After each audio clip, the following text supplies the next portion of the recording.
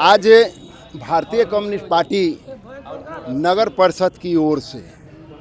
भारतीय communist party की 100वें वर्ष पूरे होने पर शताब्दी समारोह का आयोजन पूरे देश के अंदर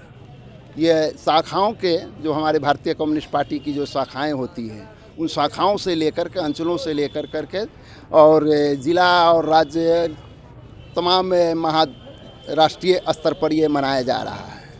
इस मनाने के पीछे मुख्य मकसद ये है कि हमारे जो कम्युनिस्ट पार्टी के पूर्वजों ने जो 25 दिसंबर 1925 को कानपुर शहर में स्थापना किया, वो 25 से लेकर के 27 तक के एक सम्मेलन के रूप में एक छोटा समूह लगभग 5000 की संख्या में वह सम्मेलन हुआ, जो देश के अनेकों राज्यों के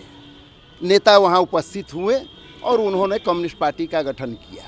कम्युनिस्ट पार्टी का गठन करने के पीछे एक उद्देश्य था कि जिस तरह से भारत के अंदर अंग्रेज़ों का जो शासन चल रहे थे, गुलामी की जंजीरों में जो जकड़े हुए थे, उन जंजीरों को तोड़ने के लिए एक आंदोलन पहले से भी चल रहा था। उसी आंदोलन के गर्भ से ये भारतीय कम्युनिस्ट पार्टी का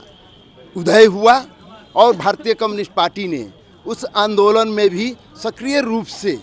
भाग लिया और आज़ादी के लड़ाई को मुकाम तक पहुंचाने का काम किया, जिसमें हमारे बहुत सारे ऐसे आज जिस स्थल पर हम आप बैठे हुए हैं वह भी देख रहे हैं, शहीद खुदीराम बोस का ये स्थल है। भगत सिंह जैसे लोग जो कम्युनिस्ट विचारधारा से जुड़े हुए थे उनकी शहादतें हुई और भी अशफाकुल्लाह खां, इस तरह से जो है हमारे मुजफ्फरपुर की धरती का भी उस आंदोलन में शहीद हुए। भगवान लाल जो मुजफ्फरपुर शहर के 1930 में राष्ट्रीय झंडा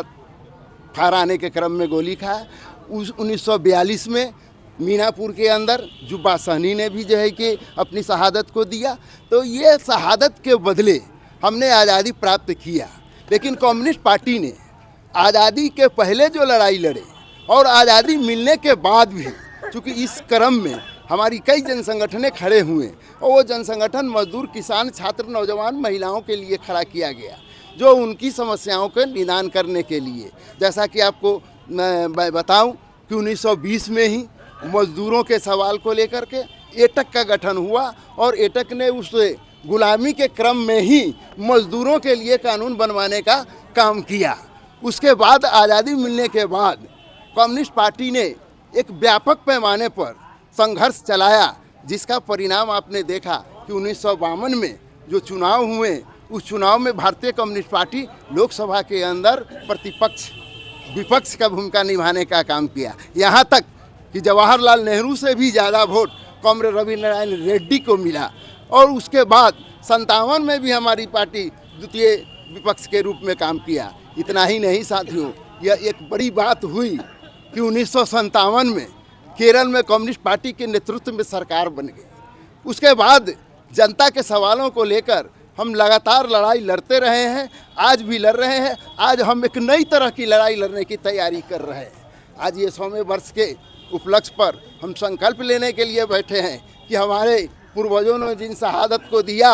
और मजदूरों के लिए ये जो श्रम कानून होता है उस कानून को बनाया, आज उस कानून को